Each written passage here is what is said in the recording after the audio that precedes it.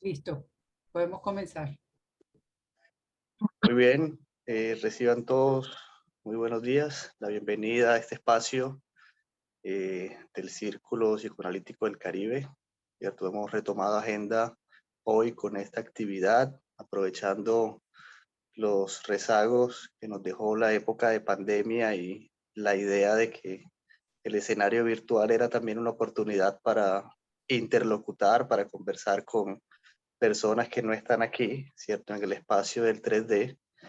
Y viendo que el 2D no es ninguna dificultad para ello, vamos a retomar hoy la actividad con la que veníamos, una actividad llamada Sábados de Círculo, que inicialmente era restringida, digamos, a la presentación de trabajos de miembros del Círculo Psicoanalítico del Caribe, que tiene su sede en Barranquilla, pero que cuenta con miembros en otras latitudes, incluso al otro lado del Atlántico. Y para esta oportunidad hemos tenido la interesante idea de no restringir estos espacios de discusión teórica, por supuesto siempre teniendo la clínica como horizonte, invitados especiales, invitados con los que podamos interlocutar, personas, colegas, psicoanalistas de acá y de otras latitudes que estén trabajando temas de interés y cuya presentación permita precisamente eso, interlocutar, conversar, hacer un intercambio con estas nuevas ideas en psicoanálisis. Me parece importante, habida cuenta que al psicoanálisis se le ha endilgado siempre cierto aire de teoría, pues digamos como con cierta nostalgia por lo pasado y con cierta aversión por lo nuevo. Y bueno, hay gente interesante haciendo cosas en psicoanálisis y es un poco la idea de hoy. Yo me presento, sé que hay personas que no me conocen, mi nombre es Jorge Luis López, soy miembro del Círculo Psicoanalítico, actualmente estoy como coordinador del CPC, el Círculo Psicoanalítico del Caribe. Este espacio de hoy va a estar pues, un poco moderado por mí hoy, pero para, para la presente ocasión tenemos un invitado, un invitado con un recorrido bastante interesante. Un invitado que no solo cuenta con mi aprecio, sino también con mi admiración y respeto por su trabajo. Se trata del profesor Julio Hoyos, psicoanalista, magíster en ciencias sociales y recién inaugurado, eh, pues recién estrenando un título de doctorado en psicoanálisis con una tesis que ha valido reconocimientos a nivel de la institución universitaria y que nos va a presentar muy amablemente hoy. Es un texto no publicado y yo por eso agradezco que me haya permitido leer un poco de lo que ha sido su trabajo para estar en este espacio con él hoy. Muy seguramente, pues al menos yo esperaría, y no es por generar expectativas, seguramente estaremos leyendo más adelante alguna publicación de parte de Julio. Julio, buenos días y bienvenido a este espacio del Círculo. Buen día. Hola Jorge, muchas gracias por la invitación, a los colegas del Círculo igualmente, eh, institución que por demás también está en mis afectos, pues estuve en su configuración hace 30 años y de tanto en tanto participo en actividades del Círculo.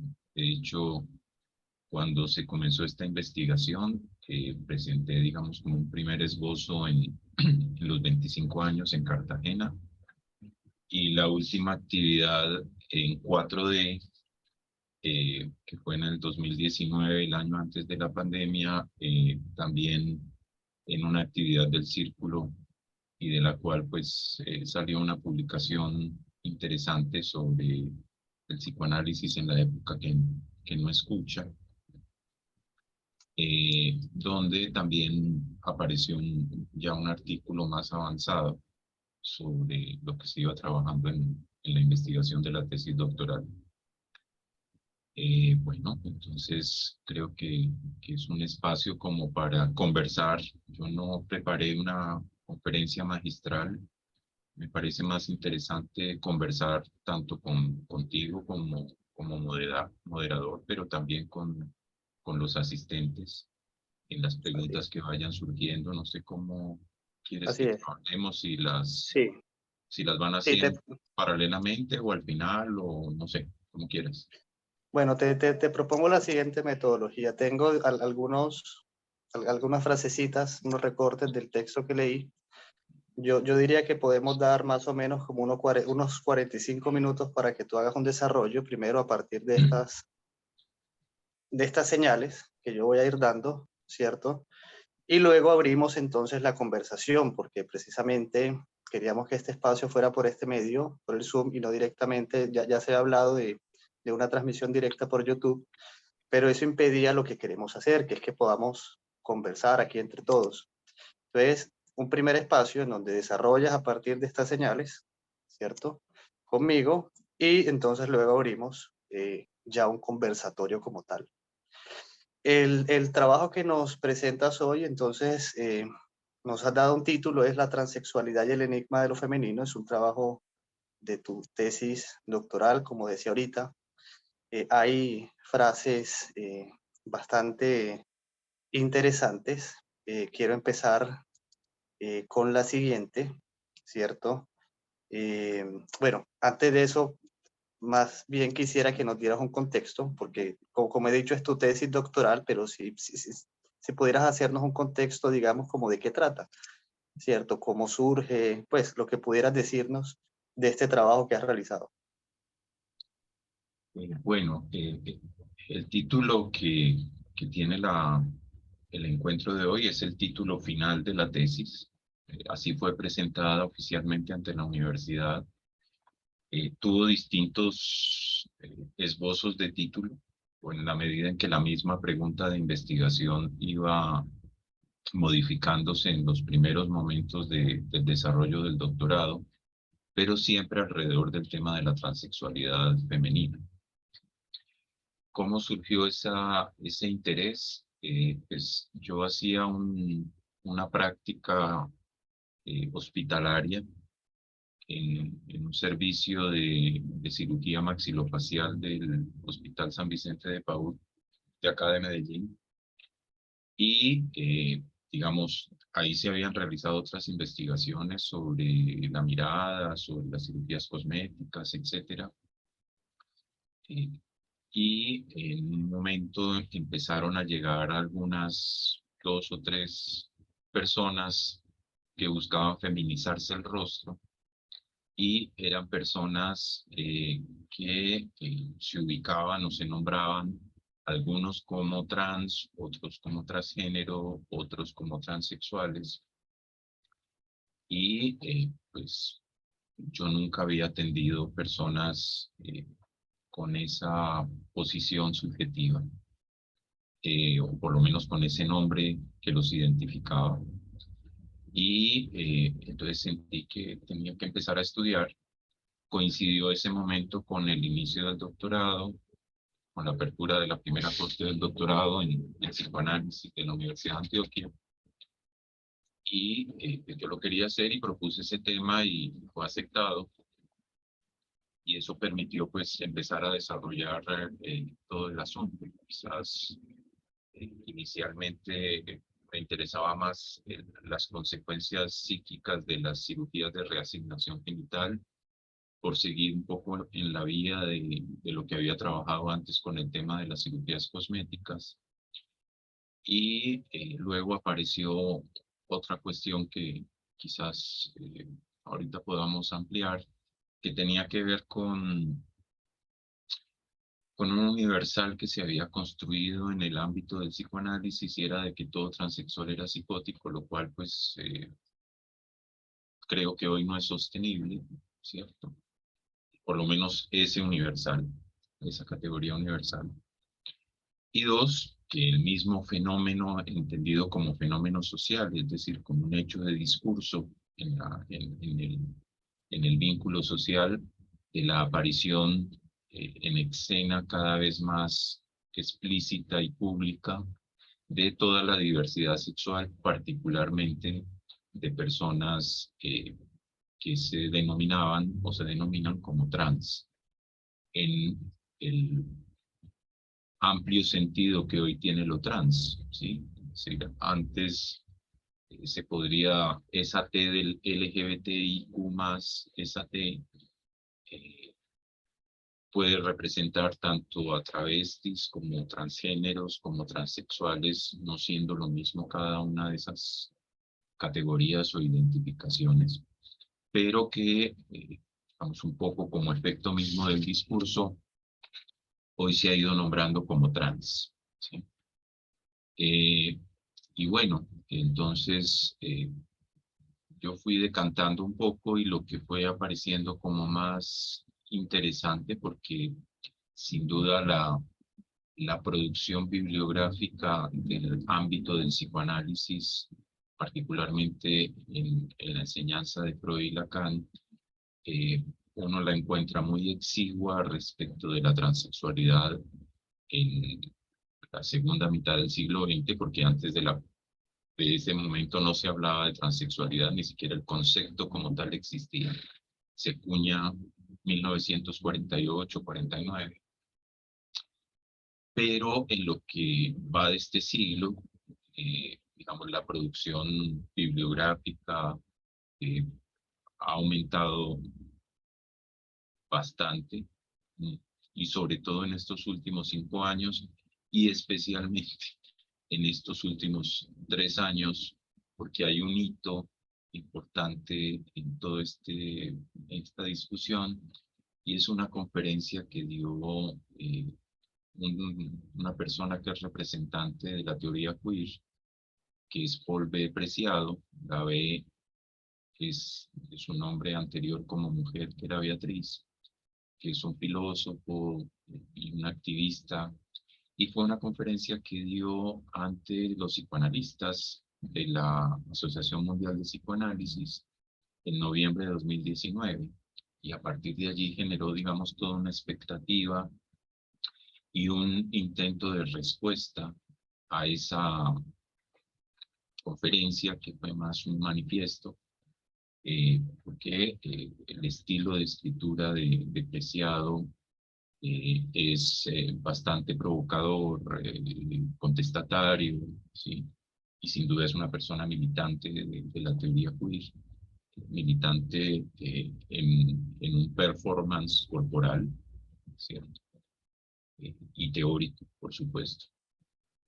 Entonces, en estos últimos 3 años, y creo pues que lo puedo decir en la confianza de 40 personas, la pandemia que produjo, digamos, como ese alto en el camino para la mayoría de nosotros, permitió, digamos, toda esta producción, y yo pedí una prórroga para poder ocuparme de toda esa producción que hubo entre 2020 y 2021,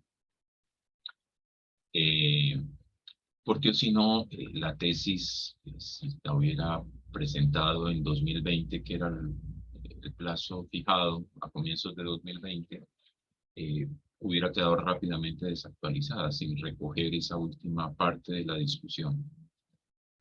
Eso pues es un asunto más universitario, ¿no? Pues en el sentido de que uno, el estado del arte de un proceso investigativo está siempre en construcción hasta el último momento, ¿no? Y de hecho, pues en el mundo académico hay esas peleas de quién publica primero y tal. Y en el psicoanálisis pues no tenemos problemas de patentes, como en otras áreas del conocimiento, pero pues, si se puede tener, digamos, como lo más reciente del debate del estado del arte sobre un problema, pues mucho mejor.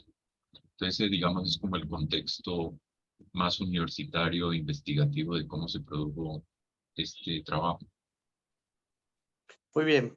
En el texto, pero nos comentas ahora, digamos, es un hecho que la transexualidad, lo trans, es nombrado recientemente, es una categoría social reciente, podría decir hasta una categoría investigativa, susceptible de entrar en una tesis doctoral, por ejemplo, pero en el texto propones una transexualidad contemporánea.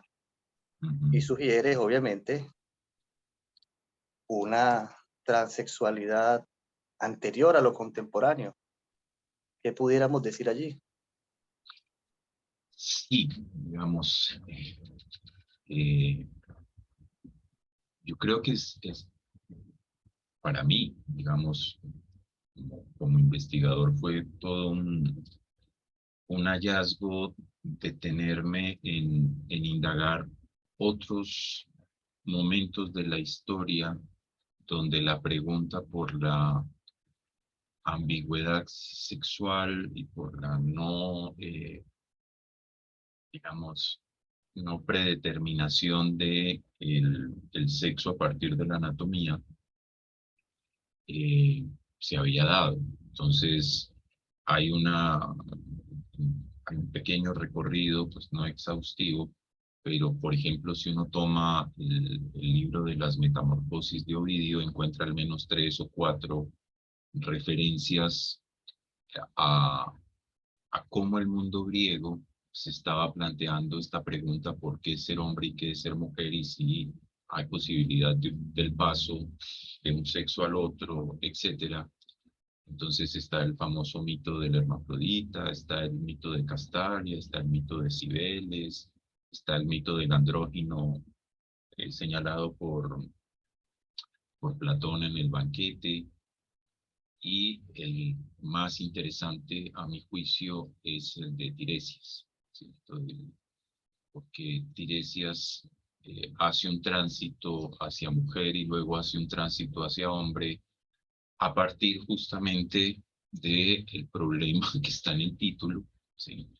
Casi que el título fue inspirado un poco por esa parte del mito de Tiresias, donde, pues lo narro así brevemente, Zeus y Hera están discutiendo un poco sobre quién goza más en el encuentro sexual, y como no se ponen de acuerdo, deciden ir a donde Tiresias, que se sabe, ya ha tenido la doble experiencia de gozar como mujer y gozar como hombre a partir de un evento fortuito donde encuentra en el camino 2 serpientes copulando, la separa y allí inmediatamente se convierte en mujer. 7 años después vive 7 años como mujer y luego vuelve y encuentra otras serpientes copulando 7 años más tarde, y supone que si la separa el hechizo o lo que le había sucedido se quitaría. Efectivamente vuelve a ser hombre. Entonces, al parecer, tenía el saber sobre los 2 sexos. Y cuando es interrogado por los dioses, por Hera y por Zeus, él responde de que si partiéramos en 10 el goce sexual, la mujer gozaría 9 y el hombre 1, lo cual implicaría una desproporción a favor del goce sexual femenino. Y eso hace que Hera enfurezca y entonces lo castigue con la ceguera por haber develado, digamos, ese misterio del goce femenino. Y Zeus en compensación le da el don de la adivinación, por eso es el invidente, ¿cierto?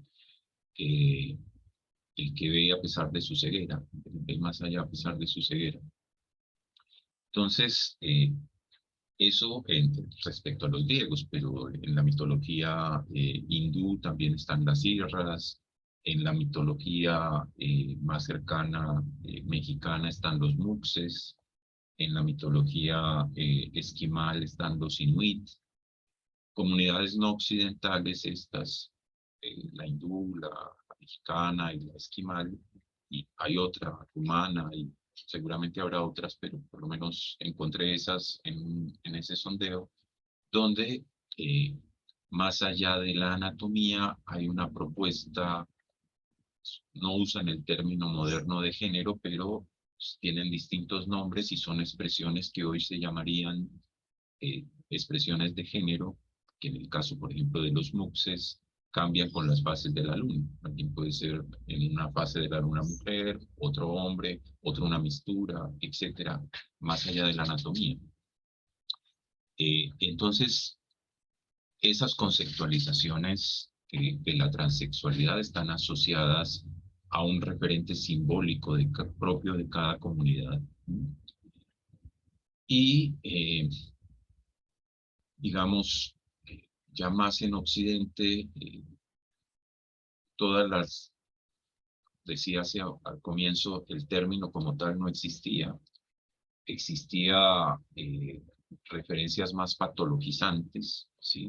Como las de Krafft-Ebing, que es este famoso psiquiatra alemán que escribe Psicopathia Sexualis por allá en 1880 y algo, con un subtítulo muy interesante, lo nombra como con un especial énfasis en las desviaciones del instinto sexual, así es el subtítulo del libro, al cual Freud hace mucha referencia en el primero de sus 3 ensayos de teoría sexual, pero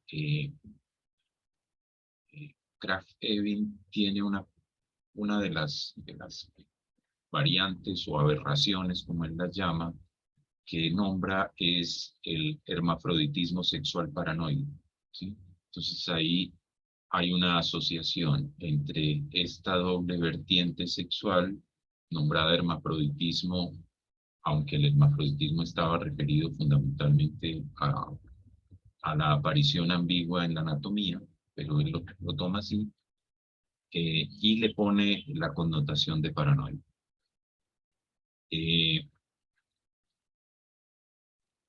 En el principio del siglo XX aparece, digamos, la transexualidad no diferenciada de las distintas formas de inversión, que era como se llamaba en ese momento, o sea, estaban en la misma categoría de distintas formas de homosexualidad. Y hay un texto de Freud que a mí me llamó la atención volverlo a leer y me ayudó muchísimo, que es un texto de 1909 que se llama La moral sexual, cultural y la nerviosidad moderna, donde yo creo que de ahí se puede extraer la tesis de que a cada época y a cada cultura le corresponde una moral sexual, ¿sí? Entonces, nuestra moral sexual cultural del siglo XXI permite admitir socialmente la diversidad sexual. Bien que no del todo, porque hay, digamos, posiciones más conservadoras, ¿cierto? Pero lo que observamos es que socialmente se han ido produciendo cambios para admitir como una práctica no sancionada por la moral de la época, es decir, admisible, distintas formas de diversidad sexual. Tenemos matrimonio igualitario, adopción por parejas monoparentales, cambio en el registro civil del componente sexo, aparición de nuevas opciones de inscripción del género en el registro civil, etcétera, ¿cierto? Entonces, nuestra moral sexual cultural del siglo XXI sin duda es distinta a la moral sexual cultural de la primera mitad del siglo XX, donde Freud irrumpe, y muchísimo más diferente de la del siglo XIX y de ahí para atrás, lo cual no garantiza que toda esta admisión en lo social de la diversidad sexual siga siendo cada vez más flexible. Puede que llegue un momento donde nos volvamos más conservadores, ¿sí? Porque eso ya se ha visto, ¿cierto? Ha habido momentos de la humanidad que ha sido mucho más flexible con las prácticas sexuales y otras muchas más conservadoras. El tránsito donde aparece Freud, que podríamos ubicar de Krafft-Ebing a Freud, es lo que se conoce como la moral victoriana, que era totalmente conservadora, represiva de cualquier expresión sexual que no fuese la relación heterosexual bajo el concepto del matrimonio, ¿sí? Salvo las escapadas a los burdeles de los señores burgueses, pero socialmente era mal visto cualquier otra práctica sexual. Por eso la homosexualidad, por ejemplo, fue no solamente sancionada moralmente, sino judicialmente. Era un delito en muchos países, sigue siendo en países de corte más fundamentalista, particularmente islámico. Y la segunda mitad del siglo XX coincide, digamos, con esa apertura, sin duda, gracias a Freud y al psicoanálisis, que, digámoslo así, levantó el velo que había sobre la sexualidad y permitió toda la investigación sexológica posterior, y ya finalizando el siglo XX empiezan a desaparecer las patologizaciones de la vida sexual. Entonces, incluso con el sufijo mismo con el que se nombra, ¿sí? Pasamos de hablar de homosexualismo como patología en los años 80 a homosexualidad como expresión de la sexualidad. Lo mismo pasó con la transexualidad. Pasamos de hablar de transexualismo hasta 2013, y en 2013 en el DSM empieza a aparecer la categoría disforia de género, ¿sí? Y comenzamos a hablar ya de transexualidad, y en la clasificación internacional de las enfermedades de la OMS, en la versión 11, empezó en 2018, pero se confirmó ahora en 2022, que ya ni siquiera se usa la expresión ni transexualidad ni disforia de género, se empieza a hablar de incongruencia de género, que fue, digamos, una concesión que tuvieron que hacer los movimientos LGBTIQ+, para que en los países como Colombia, Argentina, Brasil, la transición que esté cubierta por la seguridad social tiene que tener al menos algún código dentro del sistema clasificatorio. Por eso sale de las parafilias y se ubica hoy día dentro de las dificultades de salud sexual y reproductiva. Entonces, todos esos cambios, además de el avance en las cirugías, la posibilidad de la síntesis de las hormonas, todos los cambios en lo jurídico, y otro muy importante, el boom mediático que todas estas expresiones de sexualidad diversa han ido alcanzando, ¿sí? De hecho, hoy día podemos ver influencers por distintas redes sociales que son personas trans, que, digamos, difunden no solamente su experiencia, sino que participan de las redes sociales como muchos otros influencers, lo cual ha ido promoviendo también efectos identificatorios, sin duda. Entonces, a eso es lo que yo llamo transexualidad contemporánea, ¿sí? Pero Claro. creo, pues, para los que les interese, fundamentalmente es una relectura del texto de la moral sexual cultural, ¿sí?, y la nerviosidad moderna de Freud. Sí. Por ejemplo, nombras ahora el psicoanálisis ayuda a levantar el velo sobre la sexualidad. Y en el texto uno se encuentra con frases como el psicoanálisis, te estoy parafraseando porque no puedo verlo ahora, el psicoanálisis es el fundamento no nombrado de la teoría queer, ¿cierto?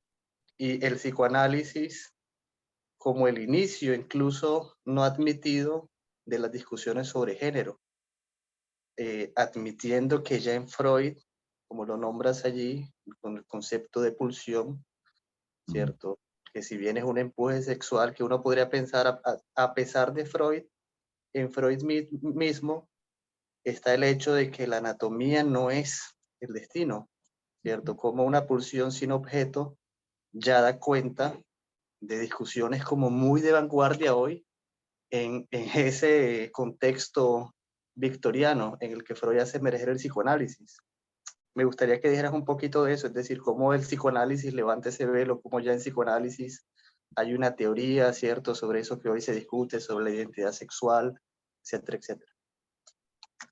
Sí, digamos,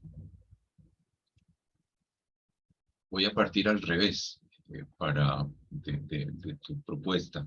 Si uno observa cuáles son las críticas de la teoría queer hoy al psicoanálisis, ¿sí?, incluso situándonos específicamente en la conferencia de Paul Preciado en 2019, es señalar al psicoanálisis como falocéntrico, heteronormativo, binario, patriarcal. ¿Sí? Si uno toma cada una de esas críticas, ¿sí? Pero también le hace una cierta genealogía a esas nociones, uno puede encontrar un antecedente importante de la teoría queer como teoría es en Foucault, ¿cierto? En Foucault, en su trabajo sobre la historia de la sexualidad, Foucault, aunque era cercano, por lo menos a los debates de Lacan y asistía algunas veces a sus seminarios, Foucault tenía una lectura del psicoanálisis muy particular, ¿sí? Porque lo ubicaba del mismo lado de la medicina y de la religión. Entonces, él propone la sesión analítica como un acto de confesión, ¿sí? Y de allí se derivan otros autores, como Judith Butler y más tarde Preciado. Si bien Judith Butler lee de un modo más reposado a Lacan y reconoce en Lacan algunas elaboraciones sobre la sexualidad femenina, es casi un lugar común en la mayoría de los teóricos queer hacer ese tipo de críticas al psicoanálisis. Como tú señalas, Freud tiene una honestidad intelectual que me parece que le permite sobreponerse a ser un hombre de su época, es decir, marcado por la moral victoriana.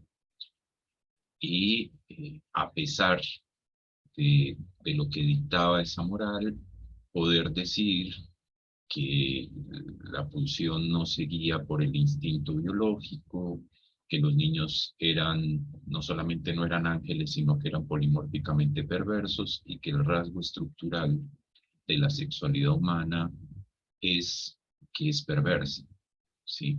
Perversa en el sentido de que no está orientada exclusivamente al fin reproductivo ni al vínculo heterosexual. Y además proponer como una hipótesis fundamental para todo este asunto de cómo se identifica uno sexualmente, la hipótesis de la bisexualidad, no como biológica, como se la proponía su amigo Fliss, sino en su dimensión psíquica.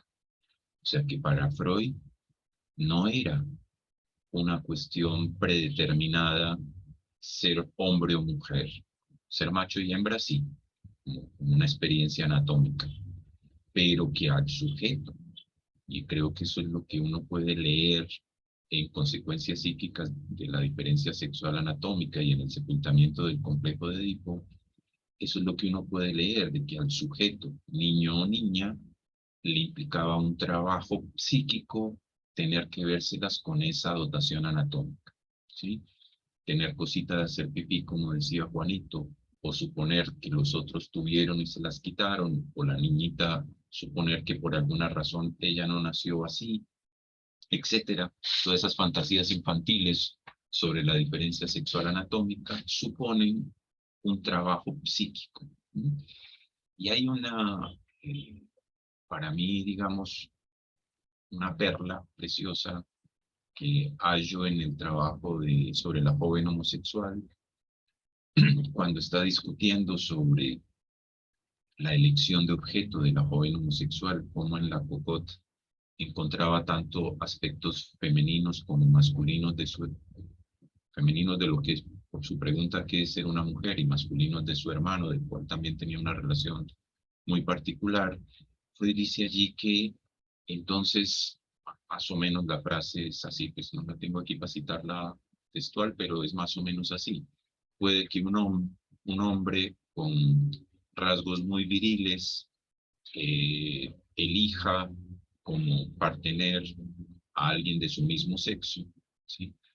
Como igualmente un hombre con rasgos fenotípicos más femeninos y en sus modos sea un poco más pasivo, elegir como partener, como objeto, un objeto heterosexual, asimismo en la mujer, para llegar a concluir que entonces se trata de una serie de 3 factores: lo anatómico, el carácter masculino o femenino y la elección de objeto, los cuales se pueden combinar de múltiples formas, ¿sí?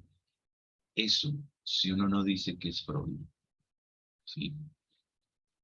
Donde queda claro que la anatomía no es destino, que el carácter puede ser masculino o femenino, no viene predeterminado, y que la elección de objeto es errática. Eso lo podría haber dicho cualquier autor queer, ¿sí?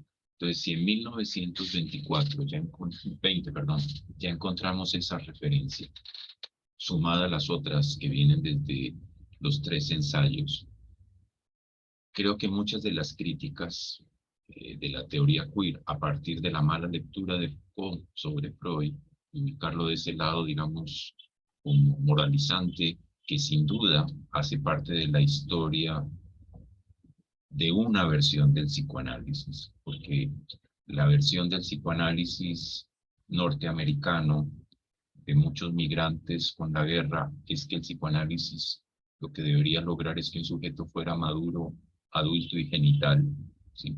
Es una expresión de Isidoro Beck, esa. Si la apuesta es por hacer que un sujeto sea maduro, adulto y genital, implicaría una posición moralizante, ¿sí? Muy cercana a la iglesia, muy cercana a la moral victoriana y para nada freudiana, ¿cierto? Y creo que ese es el psicoanálisis que leyó Foucault, que es muy distinto a lo que uno encuentra en Freud y lo que posteriormente va a señalar Lacan, ¿sí? Entonces creo que gran parte de esas críticas se caen, ¿sí?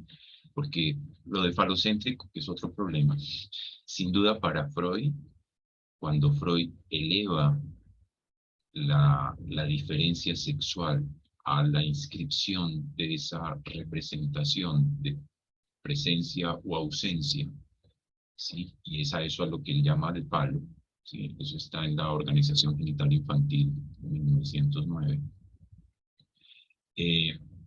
Cuando señala eso, está diciendo entonces que a nivel del psiquismo, del inconsciente, hay solamente un modo de representar la diferencia entre los sexos, presencia o ausencia.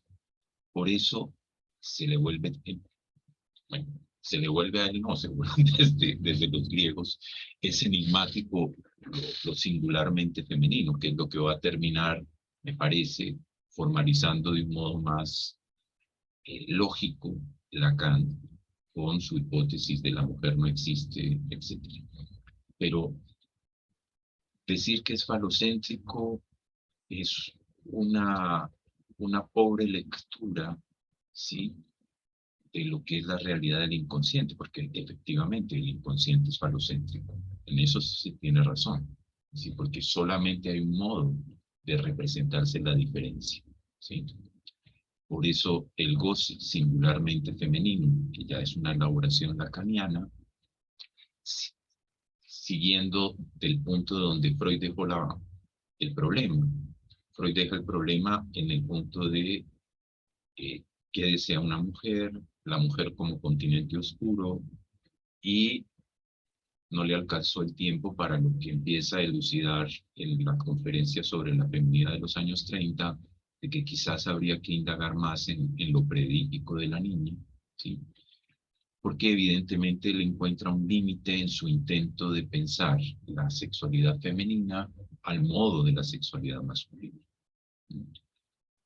Entonces, ahí, digamos, que hay que hacer todo un trabajo de lectura, que es el que hace Lacan, me parece, y todos los que han seguido trabajando todo el enigma de la sexualidad femenina a posteriori, pero que la crítica de señalar al psicoanálisis como falocéntrico es verdad a medias, o sea, porque el inconsciente mismo es falocéntrico, ¿sí? Lo cual no implica desconocer que hay un otro goce que es lo femenino. Y por eso, digamos, Lacan tuvo un poquito más de buen recibo entre los movimientos feministas de los años 70, por eso Butler le reconoce eso, que Freud, que sí se enfrentó, digamos, a esa crítica feminista, incluso dentro del mismo psicoanálisis. Karen Horney, Melanie Klein, Jean Rivière, etcétera, criticaron ese aspecto de Freud. Entonces, síntesis, sin duda, Freud es el antecesor negado de la teoría queer. No hay nada más queer en términos de eso extraño, fuera de lo heteronormativo, que la teoría de la pulsión, la concepción misma de la sexualidad en psicoanálisis, que está desde Freud. ¿Sí? Esa sería un poco como la reflexión en ese sentido. Claro. Hombres y mujeres son significantes. Es una frase que resaltas allí también en el texto, ya es la elaboración lacaniana, pasando un poco, digamos, el problema de la identificación, que también está en Freud, para situar luego allí el problema del goce, de cómo se escribe el parletre, el ser hablante, en el goce. Y hay algo allí que me llamó la atención, no sé si esto lo consideraste una perla, pero me pareció muy interesante. Rastreaste en Lacan, imagino yo que con la clave de transexualidad, y nos ofreces allí, por ejemplo, un goce transexual en la relectura del caso Schreber, ¿cierto? Si pudieras decir alguna palabra sobre eso, del goce transexual, en esa lectura de Lacan. No es que pueda decir mucho, porque, digamos, esa expresión, o sea, en Lacan hay 8, 9 referencias a la transexualidad, no hay más, ¿sí? Primero por una cuestión de época, ¿sí? Y es que, Claro. como dije al principio, el concepto de transexualidad es acuñado por Claudel finalizando los años 40, 49. Y la tesis a la cual Freud siempre se refirió cuando tocaba el tema de la transexualidad es la de Jean Alby, que es del 52.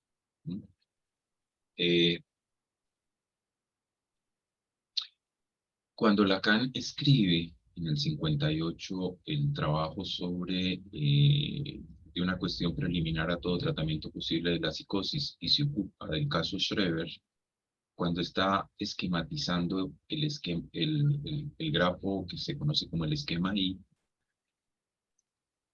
que muestra un poco cómo sería todo este asunto de la relación imaginaria y de la relación con el otro, etcétera, pero específicamente para el caso Schreber, allí en el grafo, en el esquema, pone goce transexualista.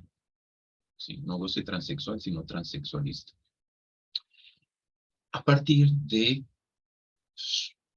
leer, a diferencia de Freud, que suponía que el delirio de Schreber de querer ser la mujer de Dios era una defensa respecto a la homosexualidad, Lacan va a plantear allí que hay un empuje, ¿sí? Que hay un mandato del otro, a lo cual Schreber inicialmente se opuso, digamos. Y esto es importante en la clínica hoy, o como por lo menos para considerarlo, hoy día no es tan común escuchar que a alguien se le imponga el ser mujer. Sí se escucha en el hospital mental referencias a cierto punto de feminización por efectos de la misma construcción delirante, ¿cierto? Por ejemplo, recuerdo a alguien nosotros teníamos acá una práctica de cada 15 días en el hospital entrevistábamos un paciente que el hospital nos permitía hacerlo y uno que recuerdo mucho es alguien que decía que le habían hecho brujería y en la brujería le habían inyectado semen femenino y a veces tenía la experiencia en el cuerpo de ser poseído por ese semen femenino que lo hacía caminar como mujer, mirar hombres, etc. ahí también tendríamos ese punto de algo que viene de fuera como imposición. Entonces, volviendo a Lacan, Lacan propone, creo que esto fue algo que señalé en el trabajo que presenté en Cartagena en los 25 años, muy empezando esto, Lacan da una indicación que sería interesante que cuando uno se ocupe del problema de la transexualidad, vaya a leer el caso Schreber, ¿sí? Por la similitud que tendría eso, o por lo menos las referencias a cuando alguien tiene, en el caso de Schreber, la certeza impuesta de tener que ser una mujer. Ahí hay que ir con cuidado, me parece, porque creo que a partir de esa referencia, ¿sí?, de que en el caso Schreber habría un goce transexualista, en otras traducciones aparece como una pendiente transexual en el caso Schreber, que luego él en los 70, cuando escribe La Atolondra Dicho, va a retomar, ya no como la expresión no va a ser goce transexualista, sino efecto empuje a la mujer. Y ese efecto empuje a la mujer es el que Lacan ya ahí, que es una relectura de Schreber, 20 años después, poco menos, va a decir, esto es verificable en alguna psicosis. Y creo que de allí muchos psicoanalistas captaron de que entonces todo transexual es psicótico. Lo cual tiene dos problemas. Uno ético, ¿cierto? Y otro clínico. El clínico es que entonces la transexualidad se volvería patognomónico de la psicosis. Ni siquiera la alucinación y el delirio lo son. Alucinación y delirio son manifestaciones que pueden aparecer en otras estructuras, ¿sí? Al igual que la transexualidad o la homosexualidad puede coexistir o aparecer como una expresión de la sexualidad en sujetos neuróticos, psicóticos o perversos. Entonces, ahí creo que hay un error clínico, y el error ético es peor, porque es construir un universal de todo transexual es psicótico totalmente contrario a la ética del psicoanálisis, que es una clínica del uno por uno. En el psicoanálisis no nos manejamos con categorías universales, mucho menos a nivel clínico, ni de diagnóstico, ni de estructura.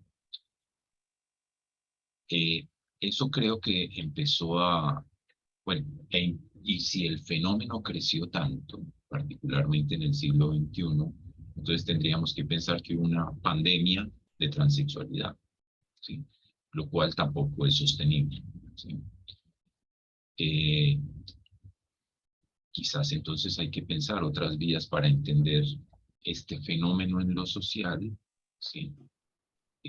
Insisto, cuando digo fenómeno no estoy planteando que un transexual sea un fenómeno, no estamos ya en esa época de las aberraciones y de las degeneraciones de Carl Evin, sino entenderlo como fenómeno en lo social. Y, Pese a ello, ¿sí? Julio, si me permites, digamos, ante esta interrogación de todo trans psicótico, antepones algo que me parece interesante, propones uno universal con el significante disforía, entonces es para todo par letre la disforía, Muy todos bien. disfóricos. Claro, ese fue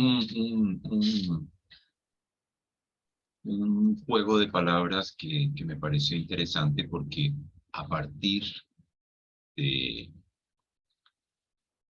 las elaboraciones de Lacan, de las fórmulas de la sexuación, donde no es posible lógicamente inscribir el encuentro óptimo entre un goce fálico y un goce no todo fálico, porque no son complementarios, y de allí mismo se puede derivar la respuesta a la crítica de que si el psicoanálisis es binario o no, porque estos dos goces no hacen pareja, Entonces no son harina del mismo costal. Entonces ahí no es posible pensar un binario.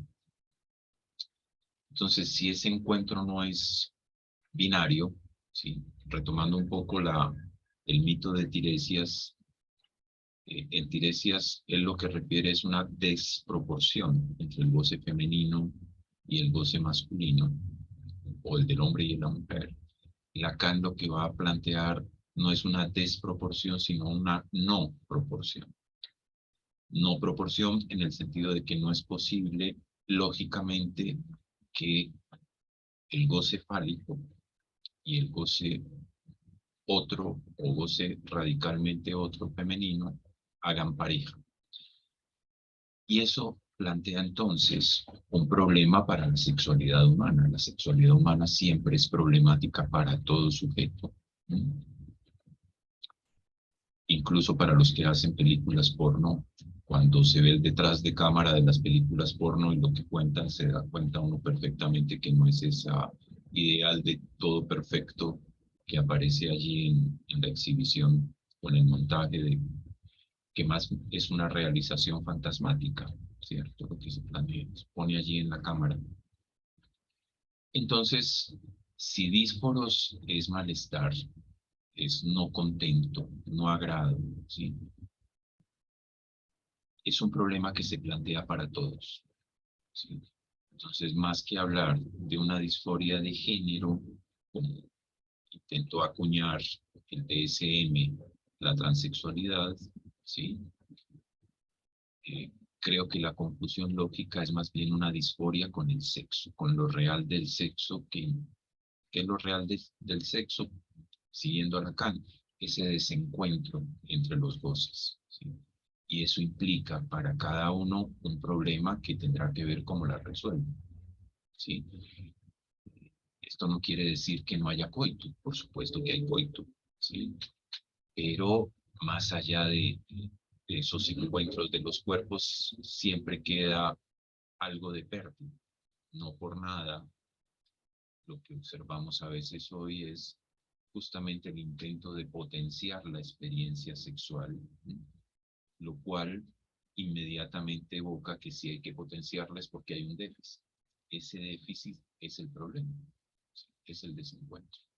Entonces de allí, por eso propongo esa idea de la disforia generalizada con el sexo.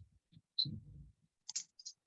Claro, me llamaba la atención ahorita lo del goce transexualista porque la conclusión central de tu tesis tiene de plano el problema del goce, precisamente, porque la idea, pues que está ya en el título, es que la transexualidad como un modo de responder al enigma de lo femenino, ¿cierto? Y ya no al enigma de lo femenino, quizás en ese sentido freudiano del continente oscuro, sino entiendo yo, digamos, como esa consecuencia lógica de la sexuación, que tiene como núcleo ese problema del goce, ¿cierto? Entonces, quisiera que llegáramos entonces como a esa conclusión, ¿cierto? Nodal, ese que es como el núcleo de tu trabajo, para que a partir de allí pudiéramos entonces abrir la conversación. Sí, es un poco con lo último que estaba señalando, es decir, el avance de Lacan respecto de Freud en relación con la sexualidad femenina me parece que es poder ubicar, así sea de un modo negativo, lógicamente, que el goce femenino o singularmente femenino no se circunscribe al goce fálico. Entonces, por eso queda por fuera de inscripción de lo inconsciente. Por eso es irrepresentable, por eso se habla como un goce opaco, etcétera, etcétera, del cual las mujeres mismas tampoco pueden dar muy bien cuenta, ¿sí? Por eso la mujer como expresión de goce es enigmática incluso para las mujeres mismas. Y eso está creo que trabajado en Lacan en la forma en que él va siguiendo el problema de la mascarada femenina, ¿sí? Que la noción de mascarada femenina aparece justamente en ese momento de debate de las psicoanalistas feministas con Freud, finalizando los años 20, empezando los años 30, y aparece este texto de Joan Rivière, una psicoanalista inglesa, que creo que se analizaba con Jones, que trae un trabajo donde habla del caso de una mujer que se inhibe, a pesar de que tiene un gran éxito profesional, que en su época, 1929, era un poco extraño para una mujer, y que, digamos, tiene allí como un punto de vacilación entre el coqueteo y el hacerse desear por un hombre, pero si aparece muy en posición masculina, entonces podría inhibir a otros hombres, un poco la discusión que trae ahí Jean Rivière. Y Lacan va retomando este trabajo de Joan Rivière en distintos momentos, en las formaciones del inconsciente, en el seminario de la angustia, que es ahí donde dice una cosa muy interesante, y es cómo la mujer, para hacerse objeto del deseo de un hombre en la mascarada, renuncia a lo más singularmente femenino que tiene. A mí esa expresión me llamó mucho la atención, porque encontré, sí, que en lo que va a explicar luego en los años 70 de las fórmulas de la sexuación, muestra que, por supuesto, una mujer también puede gozar fálicamente. De hecho, esa era la hipótesis freudiana, ¿sí? Es la apuesta habitualmente de ciertos modos de funcionamiento psíquico que llamamos histeria, ¿sí? De hacerse objeto del deseo de un hombre. Pero eso implica sacrificar, dejar por fuera eso radicalmente otro. Y eso plantea preguntas para la transexualidad, ¿sí? Incluso preguntas muy freudianas, ¿sí? Porque si Freud planteaba, por lo menos en la salida del Edipo, decía que el niño renunciaba al Edipo por el temor a la castración, ¿sí? Entonces uno por la valoración narcisística de sus genitales, uno se preguntaría, bueno, ¿cómo es que alguien puede terminar renunciando a sus genitales masculinos? ¿Sí? No todos los trans hacen esa operación ni psíquica ni quirúrgica.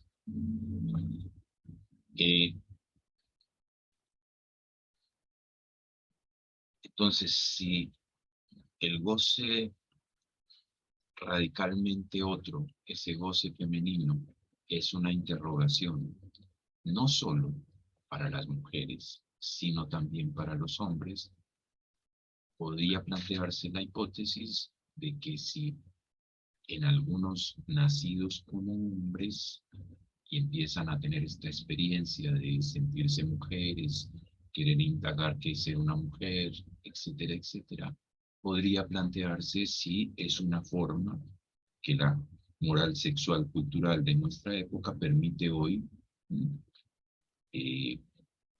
esa vía. Máxime, y este es un punto que creo que vale la pena considerar, cuando muchas legislaciones contemporáneas de los últimos años, particularmente en Europa y en Argentina, en Colombia no existe esa legislación aún, prohíbe a cualquier clínico, psicólogo, psiquiatra, psicoanalista, interrogar los motivos de la elección, ¿sí? So pena de ser considerado una intervención homofóbica u homotrans. ¿Sí? Entonces, un clínico puede ser demandado hoy en Francia, en España, en Inglaterra, si cuestiona la elección de alguien, y entonces casi toda la orientación de estos dispositivos institucionales son por la vía de la reafirmación del género quirúrgico u hormonal de estas personas.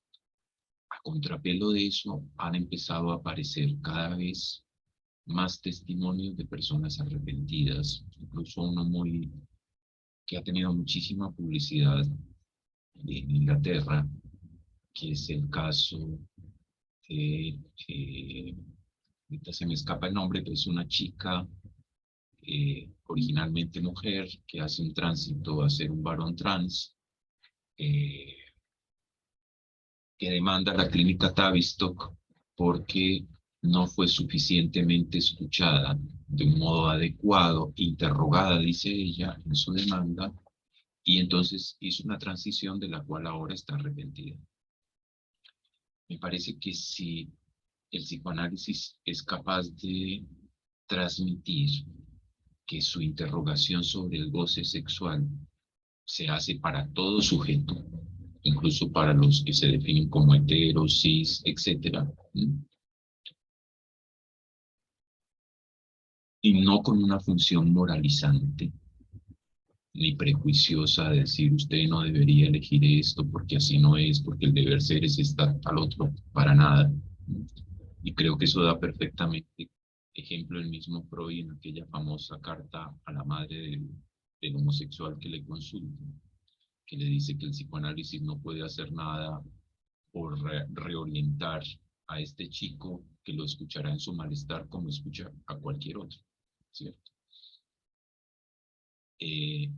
Entonces ahí creo que hay una posición ética importante del psicoanálisis, poder transmitir que interrogar sobre el goce sexual, porque es en última instancia lo que le interesa al psicoanálisis. El psicoanálisis no se va a ocupar de las identificaciones, ¿sí? Si alguien dice que es trans, bi, inter, homo, hetero, etcétera, lo que le interesa al psicoanálisis es el goce sexual, cómo goza ese sujeto y cuáles han sido las condiciones para elegir ese goce, que incluso en la realidad fáctica no hay garantía de que si lo que uno ve como observador es un hombre o una mujer, puede que el tipo de elección de lo que realmente se goza sea de lo masculino o femenino que tenga ese otro, a pesar de que parezca un vínculo hetero.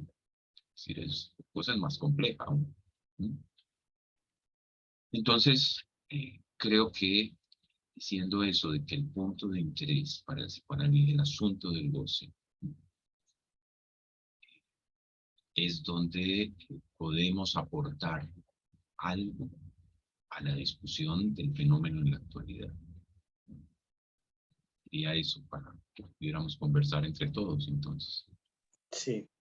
Esto es dicho en el texto que yo alcancé a leer como la interrogación de un psicoanálisis de género, ¿cierto? Con la propuesta de es absolutamente innecesario proponer, digamos, un psicoanálisis de género, pero, y además parecería innecesario como la aclaración, pero es un hecho actual. En Argentina he encontrado muchos lugares en la red, pues, digamos, haciendo, pues, digamos, gala de este psicoanálisis de género, pero también hay una especie de, digamos, como de movimiento de señalar, ¿cierto? En algunos colegas, digamos, todo este tema del patriarcado, del binarismo, etcétera, etcétera. Muy bien. Bueno, la idea ahora, según la metodología propuesta, como habíamos dicho, es abrir, digamos, una serie de preguntas. Sin duda, el texto que por lo menos yo alcancé a leer, a pesar de que es un segmento, allí Julio elabora muchas otras cosas. Hay muchas cosas que no están en ese texto que yo he leído, así que agradezco mucho por eso el espacio. Nos ha traído además de una forma muy clara, pues es una clara rigurosidad la forma como nos ha mostrado el recorrido de este trabajo investigativo en psicoanálisis. Entonces, muy bien, la idea sería entonces que podamos pedir la participación. Bueno, pido allí, Carmen, que es nuestra administradora, me indicas, no alcanza a leer. Ya, yo te digo ahí abajo, en la parte de abajo, en la parte de reacciones, ahí se puede levantar la mano. Ya, yo acabo de hacerlo.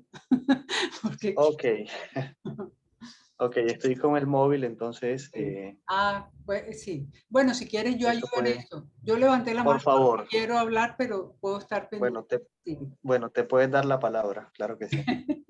Bueno, Julio, muchas gracias por tu intervención, muy clara.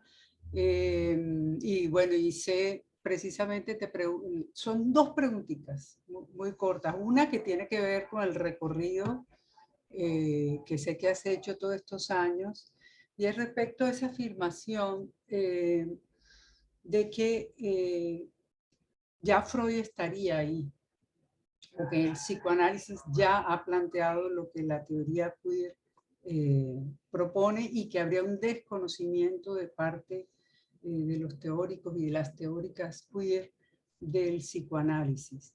Entonces, mi pregunta es muy sencilla. Si no piensas, bueno, tú hiciste el recorrido, por supuesto, que hay todavía mucho de la resistencia del psicoanálisis a no escuchar qué de diferente es lo que están diciendo en todo eso. Porque, digamos, si no hay mucho de siempre querer ver, ya está dicho por Freud, ya está dicho por Lacan, ya ellos. Si no te parece que hay un poco una tendencia que yo ubicaría del lado de la resistencia, en cierto sentido, de los psicoanalistas, de nosotros todos, en relación con el tipo de cosas que se plantean. Eso así como muy en general. Y la segunda, que quiero como que amplíes un poquito este punto de que lo que se interrogaría el psicoanálisis sería sobre el goce sexual. Pero me parece un poco problemática, o sea, entiendo por dónde va, pero me parece un poco problemática, digamos. Como que por ahí es que tendría que meterse el psicoanálisis. Entonces eso como aclararlo un poco. Solo Muy eso. bien, solo estas. Bueno, yo agradezco enormemente que Carmen Elisa no haya sido la jurado de la tesis, No, eh, porque, bueno, son preguntas complicadas, ¿no? Y de hecho, estuviste dentro de las posibles candidatas, pero justamente por el vínculo de amistad que nos une, no nos pareció correcto que lo fueras.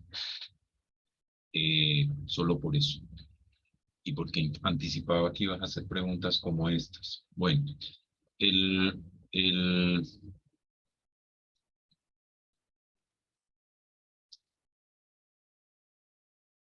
estoy de acuerdo y creo que gran parte de los postulados de la teoría queer intentan producir un remesón, ¿sí?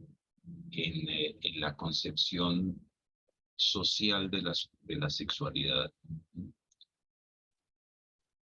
Yo creo, insisto, en que porque la sociedad no ha dimensionado realmente todo el alcance de lo que fue el descubrimiento freudiano respecto de la sexualidad. Y por eso creo que hay un sesgo, como también seguramente lo ha habido en el psicoanálisis, a partir de la lectura de Foucault y cómo ubica Foucault al psicoanálisis en los teóricos queer. Ahora bien,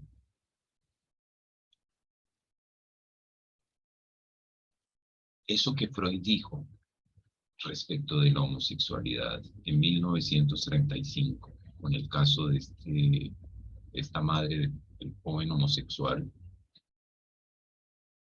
parece que hubiera sido borrado de la historia misma del psicoanálisis, porque el psicoanálisis tuvo todo un periodo, ¿cierto?, donde consideró la homosexualidad una forma de la perversión, de una patología, y la vio y negó el acceso a la formación analítica a muchos homosexuales. ¿Sí?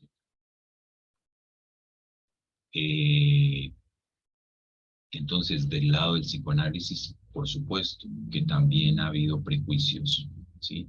Más de los psicoanalistas que del mismo psicoanálisis, ¿sí?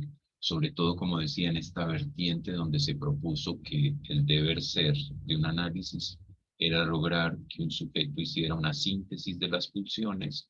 Eso también está en Freud, por supuesto.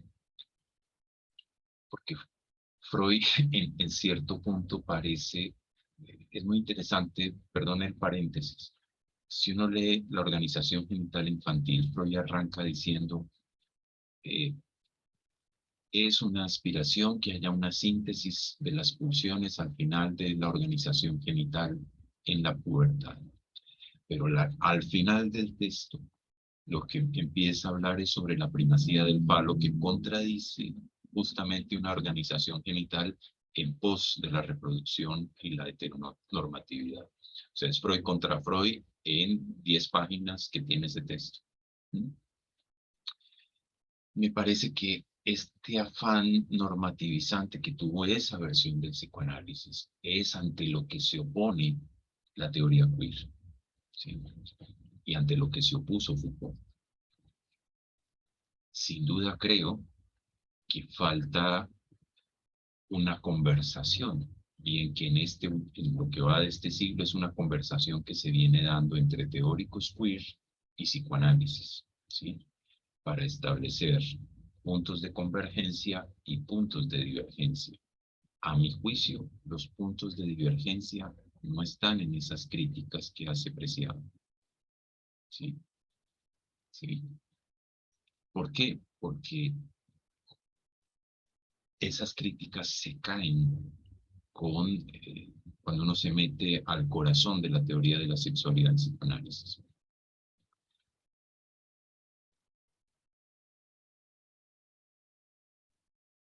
Creo que el diálogo con la teoría queer es importante porque permite ver donde sí hay puntos de coincidencia, es en que la anatomía no es destino, es en que hombre y mujer son significantes, en términos de Butler son performativos, ¿sí?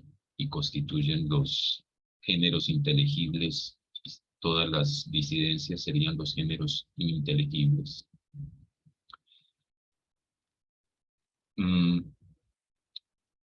Para el psicoanálisis no hay géneros ininteligibles, ¿sí? Y coincidiría con Butler a partir de nombrar que la sexualidad es diversa, ¿sí? Y que los géneros son identificaciones, ¿sí? El psicoanálisis no tiene el concepto de género porque tiene el concepto de identificación, ¿sí? Entonces, nombrarse hombre o mujer es una identificación. No está dado ni por la anatomía, ni por el carácter, ¿sí? Ni por la elección de objeto. Incluso la misma moral sexual cultural señala que ser hombre hoy no es lo mismo que hace 50 años. ¿Sí? Hace 50 años ser hombre era una cosa muy distinta, mucho más marcado por ciertos rasgos de virilidad. Hoy los hombres del siglo XXI no necesariamente debemos ser tan viriles, podemos entrar a la cocina, podemos hacer otras cosas, cuidar los niños, etcétera. Roles de género que estaban tipificados a la mujer antaño. Entonces, sin duda, toda esta discusión sobre los roles de género, lo performativo, lo inteligible, lo no inteligible, son puntos de encuentro, ¿sí? Y con esa misma, por esa misma vía puedo intentar retomar la segunda cuestión, porque si las identificaciones, ¿sí?, son nombres que el otro nos propone y al cual nosotros nos alienamos, ¿sí?, tomamos del otro ese nombre para decirnos hombre, mujer, gay, trans, lesbiana, etcétera, pero también puede ser colombiano, psicoanalista, barranquillero, colombiano, etcétera, etcétera. Cosa que es muy interesante en los niños, ¿sí? Ahora que está tan tan en moda, particularmente en Europa y ya en Colombia, en algunos lugares, todo este asunto de lo trans en la infancia, ¿sí? Creo que es muy importante poder diferenciar entre lo que sería una identificación, ¿sí? Si hay similitud en que un niño diga soy Superman o soy mujer, o soy la Mujer Maravilla cuando soy un niñito, etcétera. Si son órdenes identificatorios y la respuesta a ese decir del niño es el niño es un niño trans, entonces vamos a ponerle bloqueadores puberales, etcétera, etcétera. Pero lo que le interesa al psicoanálisis, o sea, el campo del psicoanálisis y el campo del goce, no es el campo de las identificaciones que aparecen, por supuesto, en la clínica, pero lo que observamos en la clínica es que muchas de esas identificaciones van cayendo en el trabajo analítico. El corazón del análisis es el problema del goce. ¿Sí? Es poder saber cómo gozo. ¿Sí? Que no es tanto una revelación a nivel de la conciencia, sino que está, digamos, envuelto en múltiples historias y tiene toda una envoltura significante en la historia de un sujeto, es hacia donde apunta un análisis. Saber algo del goce, ¿sí? A eso me refería. O sea, el campo del psicoanálisis, el campo del goce, en ese sentido. Carmen, porque no tengo para poner la manito, no sé, me anotás en algún momento. No, ya, porque no hay otra mano levantada. Entonces, Ok. Bueno, Julio, primero de todo, gracias, como siempre, esa claridad, esa precisión, el recorrido. Tomo primero un comentario y después la pregunta. Es impresionante la cuestión de la homosexualidad. No soy tan vieja, tengo algunos años más que ustedes, pero a mí me tocó en Buenos Aires, en los seminarios, en la formación, en la supervisión, trabajar la homosexualidad como perversión. Fueron años. Así que es una cuestión muy de ahora todo esto que estás haciendo, porque si estoy hablando que hace unos años se trabajaba con mucha fuerza sobre categorizar al sujeto, ¿no? Bueno, eso como un comentario por lo que dijeron. La pregunta me quedó, porque tu tema es lo transexual como pregunta de lo femenino, y después, sobre todo con el caso que contaste, de la mujer transexual. ¿Cuál es la pregunta? ¿No? Porque del hombre, de una subjetividad, llamemos masculina, quiere saber de lo femenino, del goce tiresia, ¿no? Y la mujer que quiere en su transexualidad, decide o le parece, quiere ser hombre, ¿cuál es la pregunta? A ver, Eva, yo me circunscribí en la tesis a trabajar el problema de la transexualidad femenina entendida como el nacido varón en tránsito a mujer. Sí, sí. Por dos razones. Una, porque era el material al que más tenía acceso y, digamos, demográficamente era una población mucho mayor. Aunque en los últimos años, al igual que han ido apareciendo las transexualidades en infancia y adolescencia, también han ido apareciendo con mucha fuerza la transexualidad en nacidas hembras, tránsito hacia hombre. Entonces yo no me ocupé en la investigación del caso de los hombres trans. Quedó como pregunta en la última partecita de las conclusiones, queda como pregunta, y seguramente, aunque prometo solemnemente que no voy a hacer doctorado, pero queda para una investigación, ¿sí? Sea mía, o sea del estudiante de doctorado, etc. Ahora, pero sí puedo decir unas cositas, ¿sí? Someras. Freud decía esto, que habría que ponerlo allí como una hipótesis a trabajar, aunque no necesariamente es la explicación. En este afán de Freud intentar explicar la sexualidad femenina con el modelo masculino, la pregunta de Freud era ¿cómo es que una niña se hace niña? Porque era más fácil seguir siendo hombre. ¿Sí? Lo dice más o menos así. Ahora, una de las cosas que en los dichos de muchos hombres trans aparecen es que realmente la molestia estaba en dos cosas del cuerpo femenino: la menstruación y los senos. Y de hecho, dado que la técnica quirúrgica en reasignación genital no está tan refinada en el tránsito de mujer a hombre como en el de hombre a mujer, muchos hombres trans se pacifican y se sienten muy bien así, simplemente bloqueando la menstruación, ¿sí? Y no teniendo senos, se hacen mastectomía. Entonces la pregunta que se devuelve y que incluso valdría la pena hacérsela a niñas que dicen que quieren ser hombres es si realmente quieren ser hombres o no quieren ser mujeres, que da dos orientaciones distintas. Hasta ahí te puedo decir. Ah, sí, pues me quedo cada vez que ibas hablando, digo, y la otra, ¿no? La otra transexualidad, me aparecía la pregunta, ¿no? Sí, sí. Sí, pero yo no me ocupé. No, sí, lo imaginé, pero pensé que algo te habías interrogado.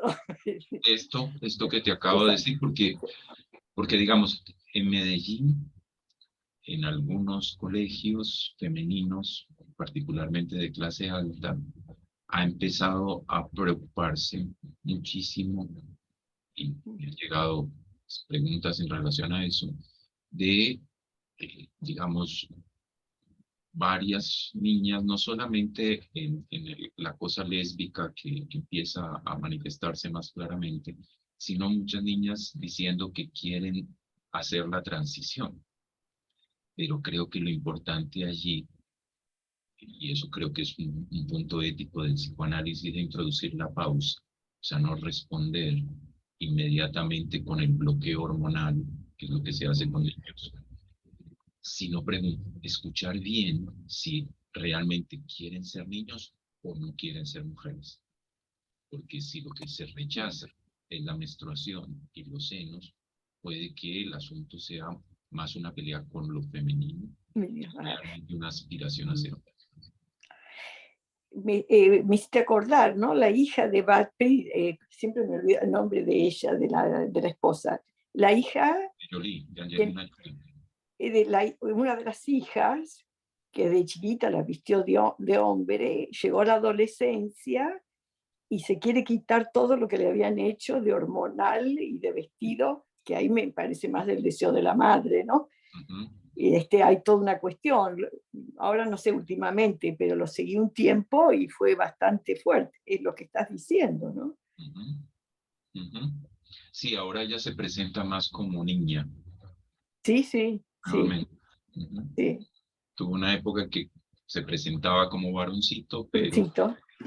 Desde muy chiquita, que la madre lo había leído, lo había entendido, ¿no? Claro, el asunto es que muchos padres hoy se sienten conminados a responder de un modo políticamente correcto, no apareciendo como un forzamiento a que tienes que ser de tal modo u otro, y entonces, sin interrogar siquiera por qué quiere ser niño o niña, esa pregunta no aparece, sino que esa inquietud identificatoria se toma como una afirmación y se busca los medios médicos y sociales de hacerlo. Sí, no sé si político, ¿no? O sentirse padres modernos. Por eso, políticamente correcto. Ok, sí, perdón. Sí. Paula levantó la mano y yo después... Gracias. Quiero volver a hablar. Bueno, sí. Adelante, Paula. Creo que... Julio, muchas gracias. Sí, y me uno a Jorge en su expectativa de que en algún momento podamos ver alguna publicación y profundizar en tu tesis.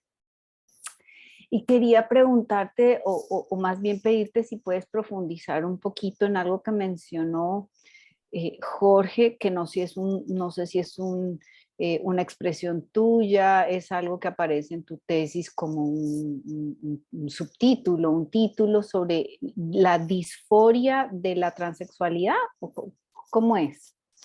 No, la expresión que aparece en la tesis es una disforia generalizada, Ah, ok. que sería, digamos, esta forma que yo leo de lo que implica para cada uno de los parletres lo real del sexo. Implica un disconfort. O sea, que esa disforia en realidad es universal, no solo la disforia de género De como se ha género. identificado Okay. en la psiquiatría. Lo pensé en términos de esa otra expresión lacaniana de todo el mundo es loco, es decir, delirante, en el sentido de precisamente la invención que cada uno tiene que hacer para vérselas como con lo real. Entonces, Sí. en ese sentido. Uh-huh. Ok, listo. Gracias. Sí, Julio, bueno, si no hay otra, veo que no hay otra mano levantada.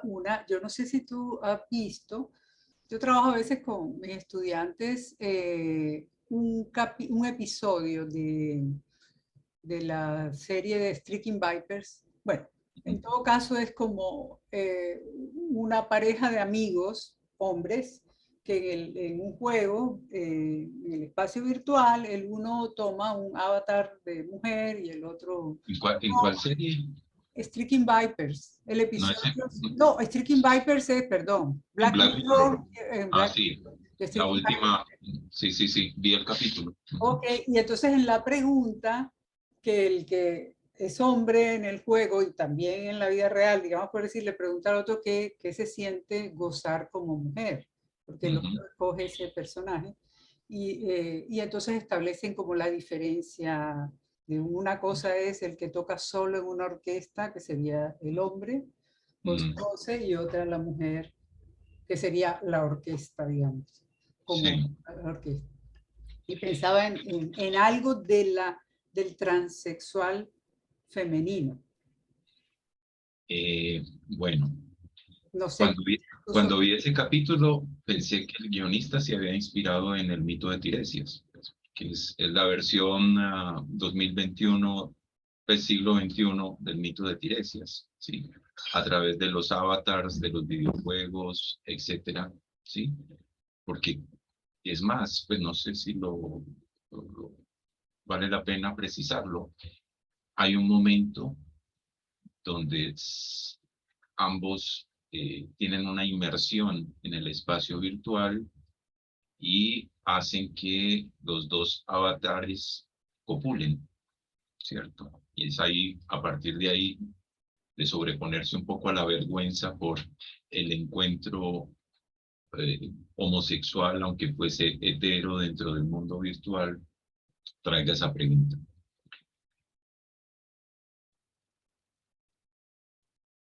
El punto es interesante porque, digamos, la promesa de la cirugía,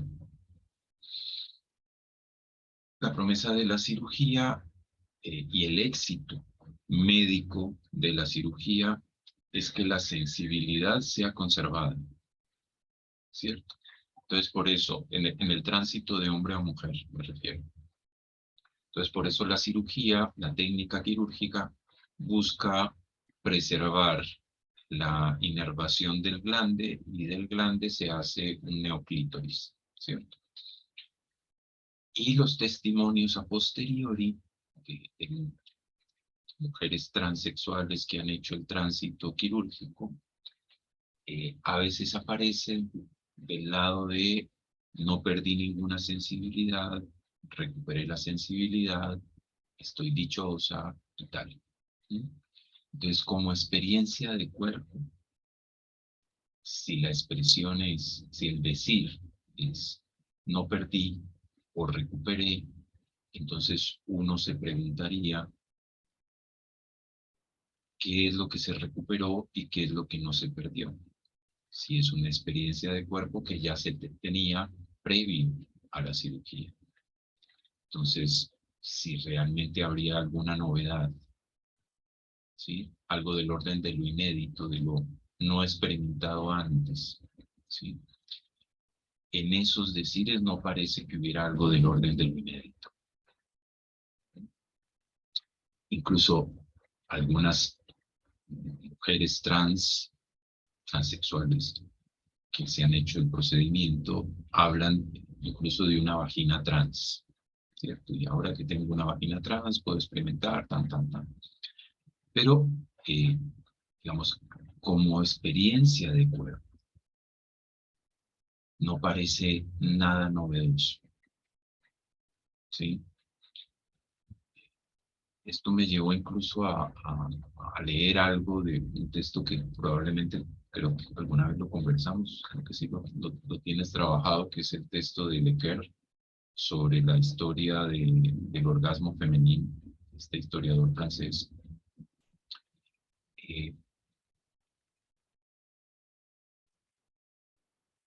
Porque incluso con todas estas búsquedas que ha hecho la sexología, hablo acá de la sexología, para buscar el punto del goce femenino, ¿sí? Más allá del clítoris, y entonces poder ubicar el famoso punto G y tal. La descripción completa de la anatomía del clítoris realmente es muy reciente. Es del 1998 de una uróloga australiana.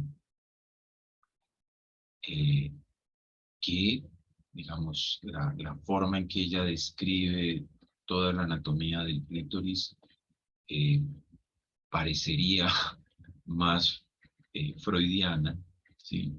En el sentido de suponer que todo el goce sería más clitoridiano que vaginal. Paréntesis, creo que alguna vez con Paula, con Karina, con Eva, contigo comentamos, con Isa, comentamos cuando se puso de moda la película de María Bonaparte, justamente ese esfuerzo de ella por hacer el tránsito de la sexualidad clitoridiana a la vaginal como un ideal de realizar en su cuerpo este ideal freudiano, ¿sí? Es una sexualidad mucho más específicamente femenina. O sea, los testimonios que yo he alcanzado a escuchar respecto de la experiencia de goce de cuerpo en mujeres transexuales no hablan de nada este orden de lo inédito, sino que, digamos, tampoco es muy localizable en algunas mujeres, o en la mayoría de las mujeres, ¿sí? De hecho, para muchas mujeres es un problema el goce del cuerpo específicamente en el encuentro sexual, ¿sí? Entonces parece que la cirugía de reasignación tampoco resuelve el problema, ¿sí? Sigue siendo un goce que escapa a la anatomía del cuerpo.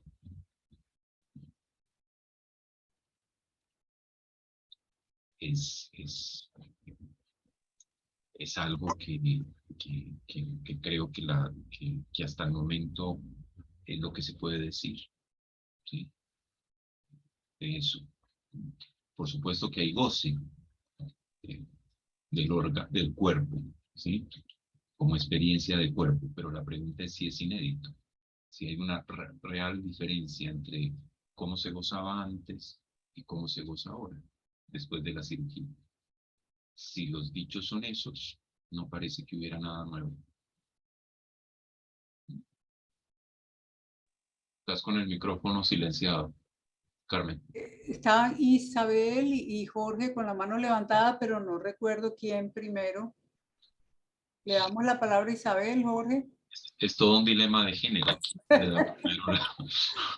No por lo que las damas primero, sino que como Jorge va a cerrar y todo. Que si nos dicen las damas primero nos ofendemos. Ujú. Bueno, Julio. Y muy bueno, excelente. Yo estaba muy pendiente de oírte porque además es un tema actual, importante, necesario.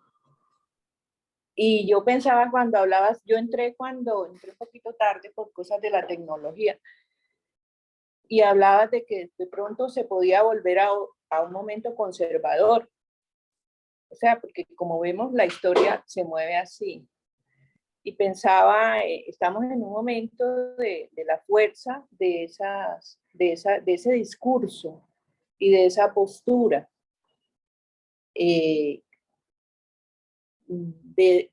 considero que tiene que ver con cómo se mueve el significante y cómo en unas épocas es posible algo y en otras no. Es como lo veo. Y pensaba que uno como analista debe tener cuidado, mucho cuidado con lo que es el discurso que impera. Ya sabemos que Lacan dijo no hay que tenerle miedo a la época o hay que estar al borde a la época, pero también creo que cuando dices algo sobre las interrogaciones, cómo deben hacerse, por lo menos intentar no ir tan rápido, es como saber que como analista uno está en la cultura, pero también tiene una relación con ella de espera y de suspenso, no sé cómo decirlo. Eso es lo que se me ocurría cuando hablabas, cuando traías los ejemplos, y que siempre he pensado como que uno debe estar acorde a la época, pero también debe estar sospechoso. Sí, pues yo creo que somos privilegiados como lectores de la época, que un psicoanalista es, o cualquier interesado en las ciencias sociales lo puede ser, porque coexisten en este momento toda una tendencia a ser más liberal respecto a las prácticas sexuales, coexiste con un movimiento reaccionario, ¿sí? Pues recuerden nada más 2016, cuando fue el referendo que se le adjuntó a ese referendo todo el tema de las cartillas sobre educación supuestamente con ideología de género, y apareció el fantasma del rayo homosexualizador, etcétera, etcétera, que cierta tendencia conservadora de nuestra sociedad, digamos, ha hecho resistencia a esta parte de la diversidad.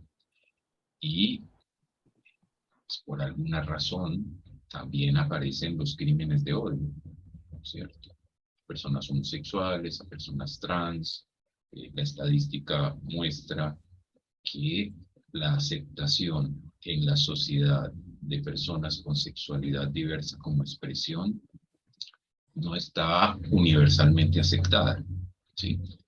Lo cual, digamos, si bien la moral sexual de nuestra época dice que se puede y que no se puede, que se muestra, que no se muestra, hasta dónde, etcétera, etcétera,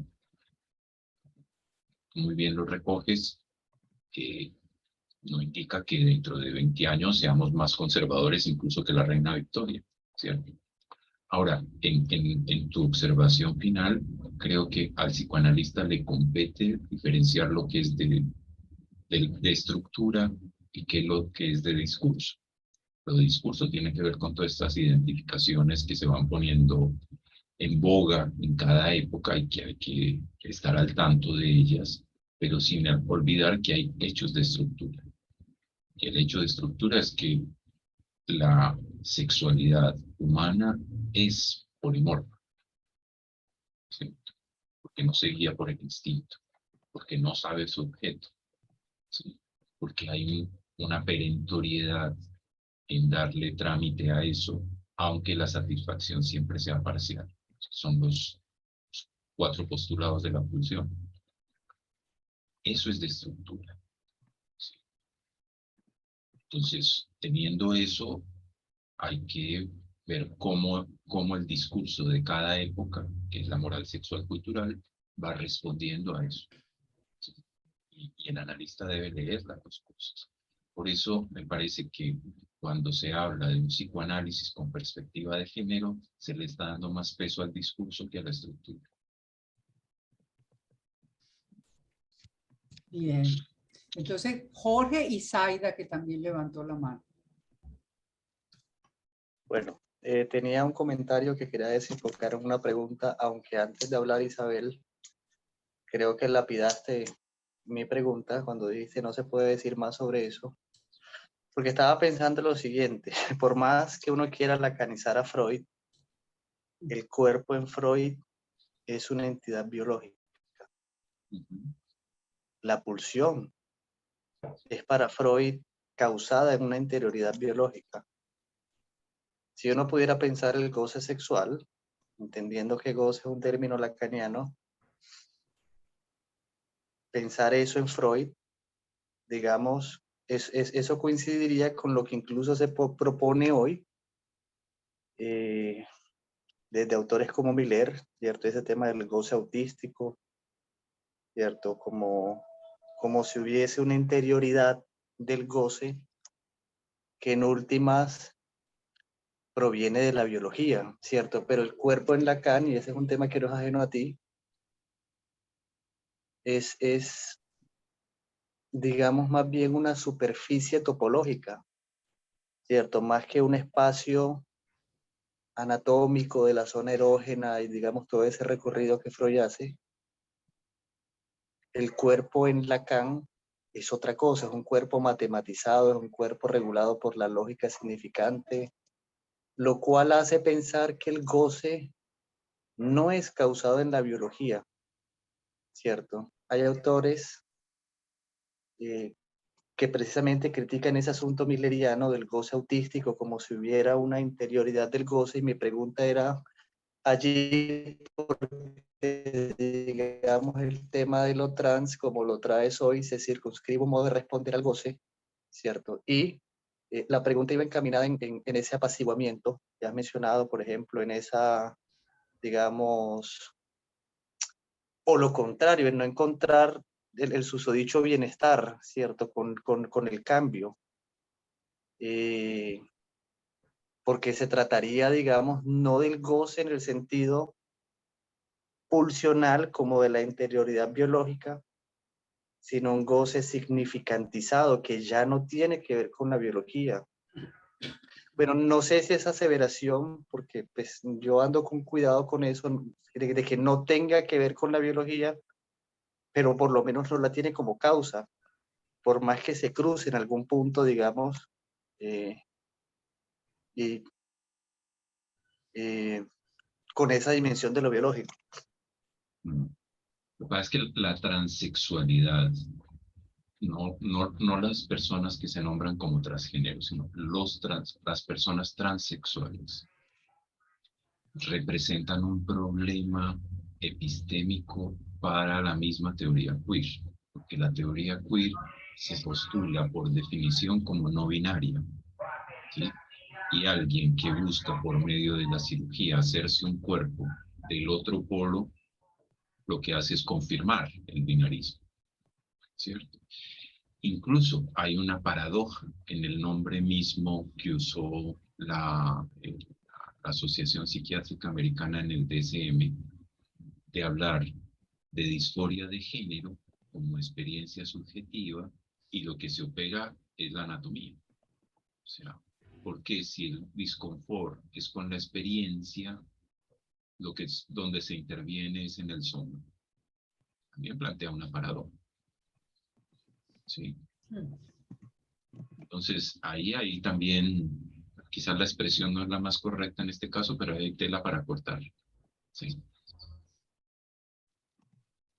Sí. Bueno, Zaida y Dira. Uh-huh. En turno. Pues si ya terminaste, Julio, no sé. Sí. Sí, ok. Zaida, adelante. Y Yo continúa. voy a hablar es también muy cortito. Julio, mil gracias. Excelente la intervención y muy clara. Y yo que me quedé pensando con ese texto de Freud de la moral sexual cultural y lo que sucede en la actualidad y especialmente en niñas adolescentes. En mi caso, digamos, la demanda que he recibido por parte de los padres preocupados de sus hijas, que se dice que no son mujeres y que ellas pues se dicen transexuales, es bastante, o sea, desde hace algunos años ha ido creciendo y hay grupos de niñitas que son transexuales. Eso yo no lo había visto antes. Entonces, hablando más de lo cultural, diría que es más, o sea, está pesando el discurso del momento, incluso más allá del goce, no sé, es algo que estaba yo pensando en este momento, muy sencillo, que no sé qué trataría tanto de un goce particular, digámoslo así, sino de ese discurso que es el que está imperando, o sea, un poco ese otro del discurso, que es el que lleva a creerse o no, o a identificarse con aquello que no es su sexo. Pues lo vería más a nivel de significante. No sé. Claro, ¿Ah? es lo que yo señalaba de las identificaciones. Es decir, que el discurso de hoy ofrece toda esta serie de identificaciones trans, incluso muchísimas más, pues si la sigla, mi directora de tesis me hacía una broma, y espero que se entienda como broma y no como un prejuicio. Cuando empecé la tesis, la sigla era LGBTI, ¿sí? Ah, sí. Y luego ya hoy es Q y además tiene más, ¿sí? Entonces ella me hacía la broma, es que me apuraran a entregar, no le hice tanto caso, porque de pronto no me iba a alcanzar el tiempo para las letras que iban a ir apareciendo. Claro. Por eso se puso el más para dar cuenta de que puede haber muchas otras identificaciones, ¿sí? Y en el caso de niños y adolescentes me parece importante poder escuchar si eso es del orden de la certeza, si es del orden de una identificación, si es del orden de una indagación, ¿cierto? Porque dado que el discurso hoy de la moral sexual cultural admite algo que era, digamos, que se quedaba en la fantasía hace 30 o 50 años de ir explorando. Entonces, no sé, supongo que tu clínica también te da cuenta de eso, de personas que hoy en la consulta hablan, no, y entonces estuve con una chica, y después estuve con un chico, y después con una chica, y después con un chico, Exacto. Sí, y se sí. van explorando, ¿cierto? Incluso creo que pues, los que somos más viejitos tenemos un poco la experiencia de que hace 30 años, cuando llegaban personas homosexuales al consultorio, estaban muy angustiadas por su homosexualidad Sí, sí. y llegan angustiados por sus fracasos amorosos. Es decir, ya ser o no ser homosexual no es un problema, como hace 30 años.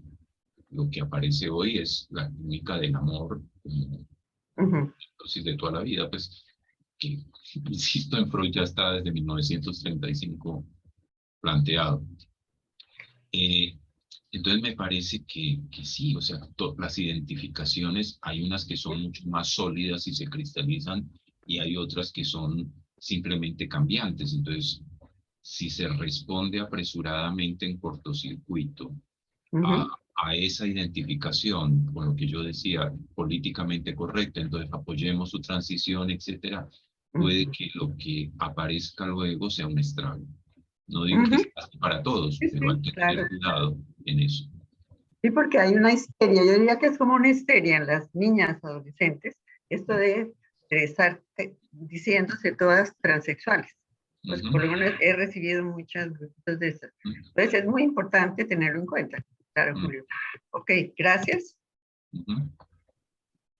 Adelante, Dira. Hola, yo quería hacer una pregunta sobre el género específicamente, ya que están diciendo que pues el género binario como mujer y hombre es concebido como una identificación. Y quería saber si el género o los géneros no binarios o simplemente identificarse como ningún género también se concibe como teóricamente igual como una identificación o si es concebido de manera diferente. No, me parece que son, te agradezco la pregunta, porque es justamente lo que estaba señalando ahorita con Zaida. Son identificaciones, pero decir identificación no quiere decir, no quiere, o por lo menos no, yo no lo planteo como algo peyorativo, como algo sin importancia. Todo lo contrario. Es, o sea, una identificación binaria o no binaria, hetero, trans, lésbica, insisto, es lo mismo que decir soy colombiano, soy Julio, soy psicoanalista, soy profesor. Son nombres del yo. O sea, el yo va admitiendo, la tesis freudiana por excelencia es que el yo es la suma de identificaciones. Entonces, sí, cómo van marcando la historia de un sujeto esas distintas identificaciones. Y lo que observamos hoy a nivel de identificaciones sexuales es justamente que son cambiantes. Por eso incluso algunos se nombran como de género fluido, es decir, y más allá de lo no binario, o sea que hay momentos en que pueden encontrar satisfacción o interés por alguien del mismo sexo, alguien de otro sexo, alguien trans, alguien de distintas maneras, ¿cierto? Y creo que eso es lo interesante del fenómeno, como fenómeno de discurso, insisto, de la actualidad, que a nosotros como analistas, como ciudadanos, nos pone en evidencia de que la sexualidad, tal como está postulado desde 1903, es diversa, ¿sí? Lo que pasa es que la moral sexual cultural de antes no lo permitía, ¿sí? Y en ese sentido retomo la observación de Carmen al principio, es lo que ha presentificado la teoría queer, ¿sí? Y en ese punto hay coincidencia con el psicoanálisis.